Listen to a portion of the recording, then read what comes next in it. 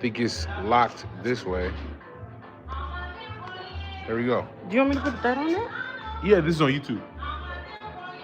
Okay. Check. Scoot over. All right.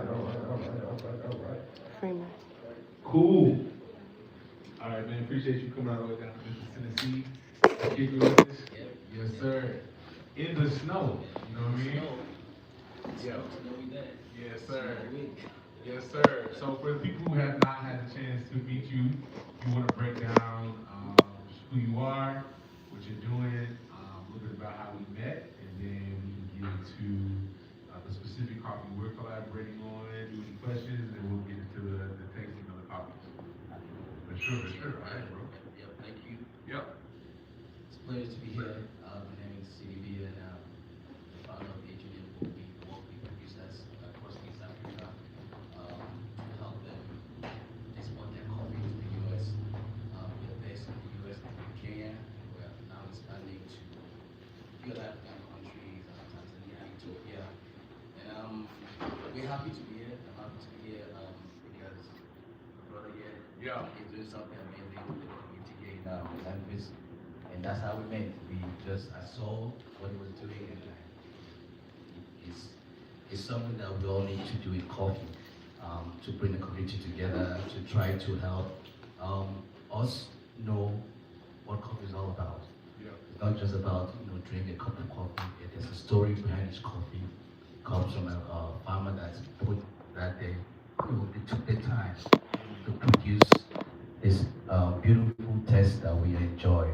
So what he's doing is amazing, and he built something great, and that's why I want to be part of this movement to help him to work together to ensure that stories being told about coffee, especially from the farmers that can reach out and tell the story across the world that they're making the best coffee. And I'm sure as you guys have enjoyed this coffee today, you have really seen how colorful it is, how tasteful it is, and how amazing they have put in the work they put in to roast it and to make it that sense of enjoyment that we enjoyed today. And I truly appreciate Mr. Jones, the team, and Benita for making this happen. And I'm happy. I'm home. Feels like home being here. Hey. So I appreciate all that you've done. Here. I like the new HQ. It's amazing. I saw the roastery, and things are happening here. So you got right. We'll be trying to take some questions. Chat. But I'd love to start off. We were talking about this earlier, you know what I'm saying? So tell us a little bit about your journey, right? Like coffee, especially for people who look like you and me, on this side of the supply chain is not always a normal place that you expect to see us. You know about the farms, but oftentimes you're not a farmer, you know what I'm saying? You are an importer and an exporter, and that oftentimes is not a place where you see people like faces, you know what I'm saying? So how did you kind of get into this? You talked a little bit about your original career. How did you get into coffee, and why coffee even in the first place? Yeah, very good question, and I see myself that question every day. Why did I get into coffee? But I know it's for a reason. Originally I was in tech, and I learned a lot from tech, and I wanted to do something different, something that made an impact. Yeah. And I started learning more about coffee. And when you start desire something, you begin to see people within those areas begin to draw near to you. And I met my business partner now in Kenya, Peter, and that's what really started Aging Nimble. We really wanted to build something that is producer driven, that enables the farmers to be able to, number one, share their story to the buyers of their coffee, and then two, just to be able to produce coffee that is of great taste.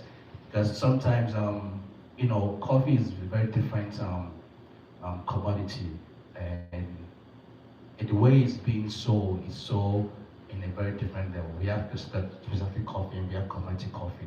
So we wanted to make sure that producers or farmers are able to export to people like Coffee Black, which was not really a way that they do business before, and also ensure that their qualities of the is of the highest grade that roasters here in the US will be able to like and to enjoy. So we took us years to build our company. We started our groundwork in Kenya. We were taught to farmers across different communities in Kenya, Nyeri, Kiambu. So we did our homework. We started. It took us a few years to just study the how where these farmers need help, and for the most part, we saw they needed help in two areas. One was for them to increase their yield and then quality and getting more sales for their coffee. So those are the things that we focus on, and we have been working with them for the past few years now, and we have seen some great results from these farmers. Some of them are now producing more coffee than they used to produce before. They now have quality coffee that anyone can enjoy, and for the most part, they can make more money producing coffee, which is one of the biggest things that they wanted to do, to be able to sell more coffee at a price that works for them, not at the price that people or the buyers will tell them to sell the coffee for. And we're able to achieve that. And so far, we have built structures in Kenya, and we're doing the same now in Ethiopia and Tanzania to scale it and ensure that our farmers that produce the coffee that we drink also have the benefits from what they're producing. And what really keep me going is when I hear stories from farmers about, before I used to sell my coffee at the auction, but now I have direct source to supply my coffee. And before I used to produce this amount of volume, but now I'm able to produce higher volume of coffee. And that drives two things to them. It gives them more income, and then also it allows them to invest more in their farm, which is their own business. So, and that's what drives me every day. That keeps me, because coffee, as you know, is not a very high, money-making sector, unless you're maybe a trader. But when you see the impact that you're making, it makes you want to do more. Want to do more. Talk a little bit about the impact. Talk a little bit about the impact, because we talked. You previously were in tech, and you made that transition to leave a very well-paying tech job to go into coffee. And a lot of times when we talk about coffee here in the South, we talk about sharecropping, right? And how a lot of people in the South, our ancestors, worked the ground, and it was not a profitable experience. And now most of us in this room are not in the agricultural business, because our grandfathers, great-grandfathers were like, yeah, that's not working. I can't make no money on that. So you push your kids to tech, you push your kids to be a doctor or a lawyer. We made the choice as our family here in Coffee Black to say, we need to reclaim our relationship with the land. This matters. Coffee is one of those things that's important to us. We're learning more about chocolate and cotton as well. You made a similar decision to connect yourself, your family back to like building from the land. And you talk about impact. You know what I'm saying? Why does that matter to you in a world where all of our parents and grandparents and great grandparents were pushing us away from the land?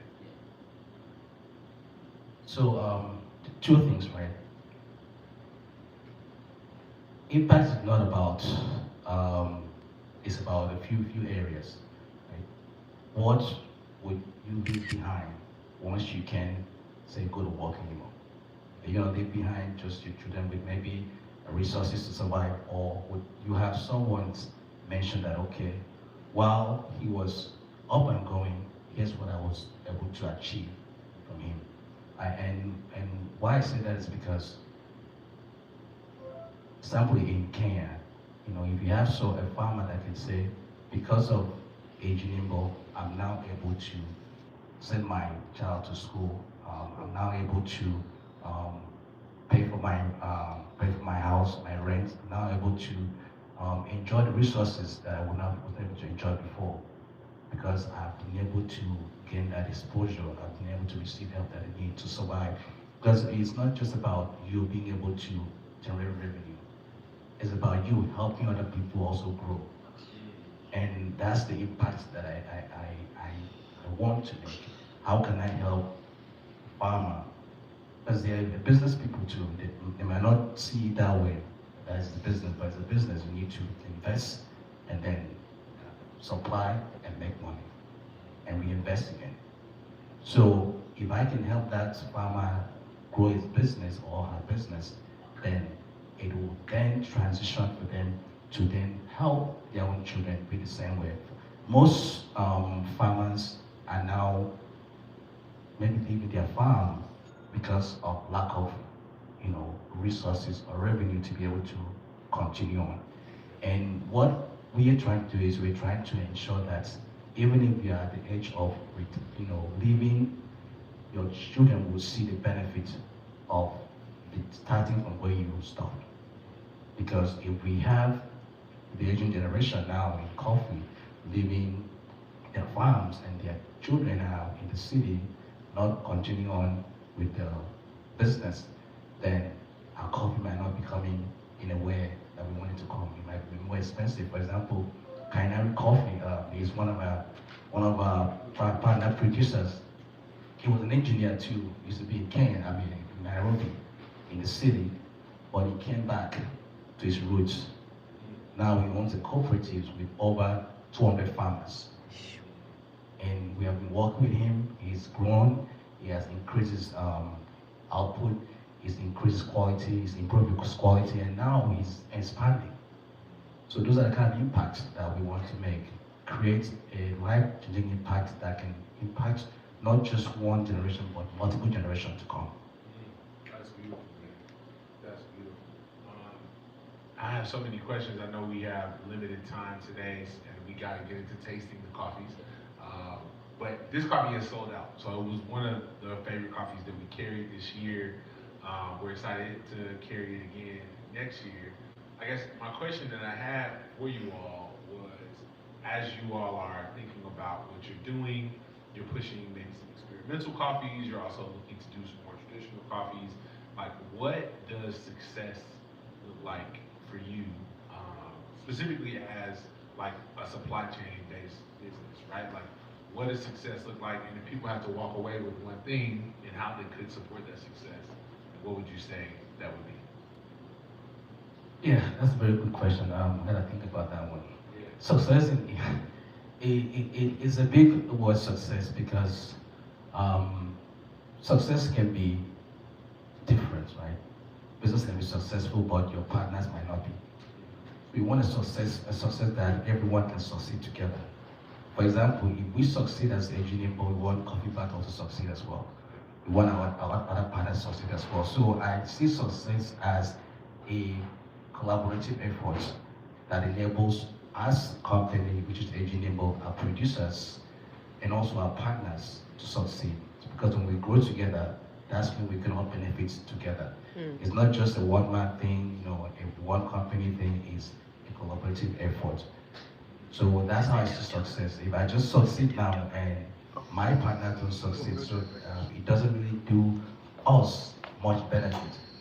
But because we have to grow together.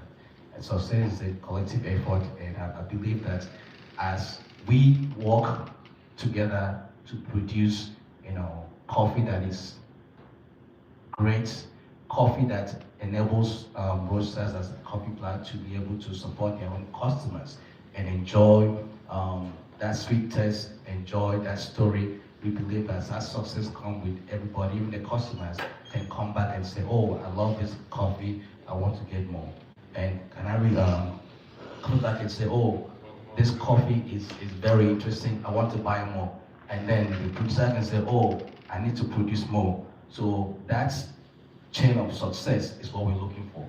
From the consumer to the roasters to the producers, we want that chain of success to happen, not just us as a company. It's a collective effort. Yeah, that's beautiful, bro. I love the idea of like a chain of success because it's communal, right? Coffee is a communal plant. It comes from, as you mentioned, cooperatives of people producing it. We kind of, as Americans, are hyper individualistic. So we think about, even when we think about coffee, we think about one person, right? And that person's name and their picture, maybe their family. But the reality is you don't get coffee without communities, right? And a lot of times those communities are majority women as well, who are doing, I think, 70 to 80% of the people who are producing coffee, who make it possible, are women. And so I think that's important for us to just acknowledge and hold space for. Too, I think as we're thinking through what does that look like, one of the questions, that we ask ourselves is like, is this partnership we're building something where we can see our metric of success? So success for us looks like my kids that are over here, right? Being able to do business with the children of the folks that we're sourcing from. And that's a big vision, right? But we believe that that's the future that we want to push towards. Those are the kind of relationships we want to invest in. When you're thinking about the folks who are here, it's your first time in Memphis, you mentioned a couple times, oh, this is a different kind of coffee shop. It's a different kind of coffee community than maybe what you see back home in Boston. For this community who are here, like what, and everybody who's watching online, shout out to my homie Naui, John, Justin. We do have a question and the on homie Kid Maestro. Yeah. Yeah, they're like, what does success look like and what can they do? One question from Kid Maestro, who's one of our co-founders of the Idea District. We are in the Idea District right now here in Memphis, Tennessee, and we want to export beautiful, interesting, important, world-changing ideas from Memphis, specifically from Black and brown folks here, because oftentimes the value that we see from poor folks in Memphis is what our bodies can do. And you see the same thing on coffee farms. We can push packages, we can push berries, we can push bundles, but we believe, we're made in God's image. We have ideas and thoughts that matter to the world just as much as our ability to fill a container of something up. What if we want to push that kind of stuff? Like, what should consumers in our community and communities like ours be doing? One question was, what could a regular person Like me. do to support exporters like you? Would it simply be buying from businesses like Coffee Black, or is there other activities or actions that you guys are considering that could also contribute to the work?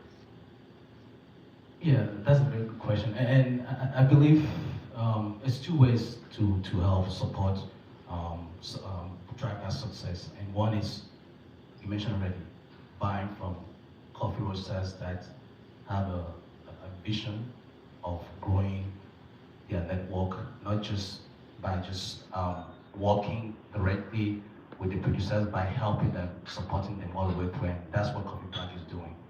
And then the second way is for you to look for, partnerships. If you are not maybe in Memphis, and you are outside of the, the Memphis area, what other coffee shop can do support producers in a way that Coffee Black is doing, right? And you buy from them. Because as you buy from them, it trickles down to the producers. For example, the Canary coffee that Coffee Black bought, the money goes to the producer and to support the family and also the farmers that he works with. So now you're not just helping Coffee Black succeed, you're helping also even this city, because now you're also having more revenue coming, taxes also benefit from your success as well. And then not on top of that, the producers in Kenya, they also benefit from it. Because as your customers buy from you, you are also buying from the producers, which creates that success, that supply, that chain of success. Because my vision is not just me alone success, it's a chain of success that everybody, because everybody has to be part of it. For you to truly call yourself successful. If you are just successful or only you, that means that yes, it's success, but what are you doing to help maybe your other partners, even other coffee roasters succeed as well? Because success comes as a community effort. True success, you can succeed by just being, as a siloed. But true success is a community effort. That's everybody that is within you, pull them up as you grow. That's how I see success. And to support our mission, is two ways. Keep on buying from roasters that do have a vision, do have a way that they want to impact the farmers' side of things. And also, even if you can't get buy from them locally, I'm sure you guys do. You ship online, you ship anywhere in the US. So You can buy it anywhere in the US. They'll ship to you because the money that you're spending to order that the coffee that you drink is not just going towards coffee black. It has a long way, all the way, miles away. It's going miles away.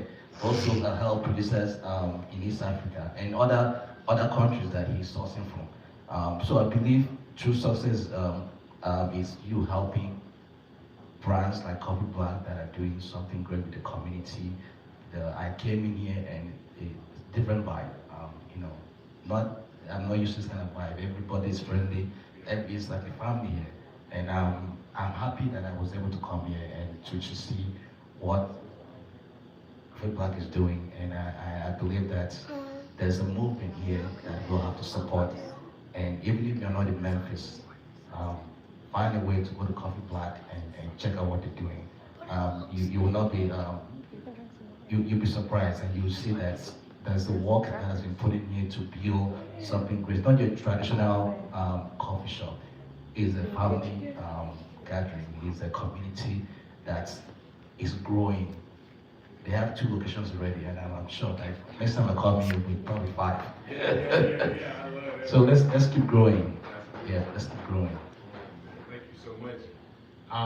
We're gonna wrap this up here pretty soon. Do they have any questions? But we did want to open up for any questions that people may have. If you're watching online, if you're in person in the coffee club, yeah, we want to open up for some questions. So if you have any questions about sourcing, about exporting, about the chain of success, you know, whatever it is, we'd love to take some time, and then we'll get into a little coffee nerd session on the bar before we wrap up today.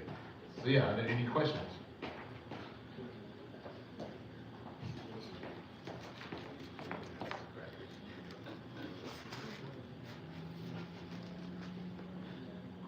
If there are no questions, then we can transition over into the bar. We got 2 Kenyan coffees we're going to be doing today. So one coffee is produced through this partnership with AG Nimble. So we have like literally 2 bags left that we were able to snag to brew up. A few shots of espresso left, I think, if you want to try it that way.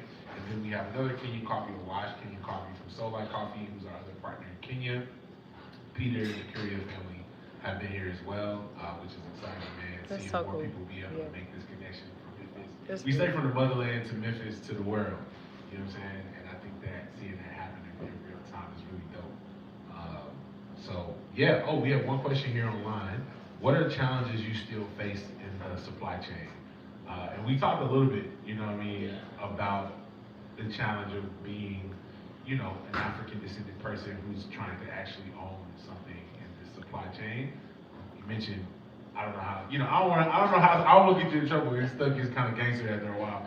But yeah, for what you feel comfortable talking about on camera, what are some of the challenges that you guys are facing right now? And then we can hop over to the bar. Yeah, I mean, supplying or selling coffee has a lot of challenges from origin to logistics to distributing it across the US. For the most part, it's something that some of it you cannot help. For example, at origin in Kenya, you have to work. You cannot work with a farmer directly to export coffee unless they have an export license, which most of them don't. So you have to work with an exporter that will export that coffee to you. Now, that channel, you need to also ensure that everybody benefits. So we have to work with an exporter that has the same value as you are. You have to be able to find the right channels to export the coffee for you. Now, also logistics. We're lucky that the tariff that was imposed on coffee was removed last year. That was a big challenge for us too, because now we have to pay additional 10%. But as of last year, for anything that comes into the US, it was many of our partners slowed down because they just didn't want to absorb some of those costs. They wanted to wait and see how things will develop. So logistics channel challenges, working with producers. Most time you need to really you know, we go into areas that sometimes you don't want to, you have to spend, you know, days to get there, so to help the producers. So we put that groundwork on a team that's an origin is always looking for the best, some of not the best, some of the best guys that farmers that we can partner with that has the same value. So always do the groundwork, which is challenging because you need to know what areas to go to. You need to work with people. You need to partner with a lot of local organizations to make that happen. And once you have your coffee, you need to also make sure that quality is good. So you need to ensure you work with some, you know, teams that takes care of, you know, copying and ensuring that that quality comes out the way it's supposed to come out when you roast it here and as for example at your at this shop here. So I would say it's an ongoing effort that you just have to navigate through it from the origin to logistics to delays. For example, when we moved last container last year, we was delayed for you know, about a month for no reason of our own. For that, those kinds of situations you can't help out. You just have to be patient and wait for things to work out. There's a lot of, I would say, you just have to be patient, know who your partners are, deal with the right partners that have the same value as you are, that are willing to work with you, and for the most part, if you follow those partners, and you should be okay. There's supply chain issues always gonna be there. We cannot change that, but as long as you are partnering with people that have the same value, I believe you should be okay. That's good. Yes. That really reminds me of, you know, when we had the grand opening, we said God keeps 100% of his promises. But oftentimes the difference is whether or not we stay locked in with him. You know, sometimes I think we kind of abandon ship before the fruit has an opportunity to be born. And I think that that's true in these kinds of partnerships. You know what I'm saying? Like, it's going to be difficult. We had a bunch of difficulties even just getting this coffee to the form that it's in. But when your values align, you stick through it. You know what I'm saying? You stay locked in. You got to do work. God got to do work. You got to do it. So it's a lot of work that has to be done. You got to be willing to persevere because the proper perseverance allows the right partnerships to produce. Ooh. You know, and so I think that you really, it matters. You know what I'm saying? And partnerships matter a lot to us as well. You know what I'm saying? Because it's not just about the cost or the cupping score. You know, in coffee we talk about cupping score, 0 to 100. People say, okay, cool, you know, I'm only buying this coffee if it's 90 plus. You know what I'm saying? And there are people who, that's how they run their business. Like, they only want a certain high quality. There's other people who don't care about the quality at all they care about the cost. I'm only gonna pay $1.20 for a pound of coffee. I don't really care about anything else. If it's not this cheap, I'm not buying it. And in between you have values, right? And everyone likes to say that the values inform the decisions, but a lot of times it doesn't. You know, a lot of times it's really just cost or quality, sometimes both. But I think what's really interesting is I think there's a third option there where your really values align. When you lead with that, and you have customers and community who care about that, you can collaboratively produce quality, right? You can do that work. This coffee is one of the, for a lot of our customers, this was top 5 of the year last year. Sana, you're an avid coffee cup drinker, you know what I'm saying? You've had this coffee, how you feel about it? Oh, it's very delicious. Yeah, it's very delicious. Look, very delicious. It's one of those joints, you know what I'm saying? And it wouldn't have happened. It reminds me of hip hop a lot. It's like sometimes the best songs are the least likely ones. It's the one where you're like, I don't know, you come back to it, and it's just one day I got it. You know what I'm saying? And it comes out. And like, those are the kind of partnerships that are possible. And then also, when people believe in that, they're willing to pay a price that's sustainable, and everyone can also make a profit. And I think that you don't have to choose between cost and quality and community, like those three things. When you lead with partnership, when you lead with values, that the other two pieces will follow.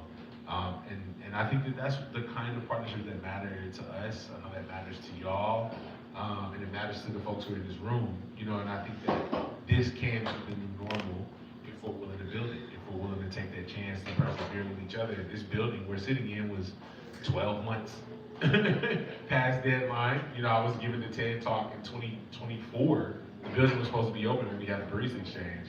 It took another year to finish it. You know, we just met with our new accountant. Shout out to Amber. She was how much over budget we were. The building was crazy. But it's here now. You know, and now we have an opportunity to build and to invest and to share. So that's exciting, man. We're grateful to have you here. Thank you for flying all the way. This brother is leaving in like 2 hours. He just got here. He's like, I gotta be there. You're heading to Africa next week. You know, for the man, I'm envious, bro. Brad heading to Ethiopia. For the African Fine Coffee Association Festival, please tell Bomb Lock and the rest of the family there. We say hello. We say I love. But yeah, man, this is really exciting. And I do want us to take some time to try some of these coffees. Y'all have already had the coffee on espresso. It tastes like Neapolitan ice cream. And then we're also going to get some pourovers if you feel like it. So that'll be happening offline. We'll grab some footage and share that. But thank you to everybody who tuned in. Thank you to everybody who's online and here in person. And thank you, Rashard Wheeler, for manning bar. 40 minutes class closing. We do appreciate you, man. Y'all keep that coffee black. Talk to you soon. Peace. Yeah, for sure, bro. Yeah, went back. Come on, bro. Nah, it's a beautiful thing. We're really grateful.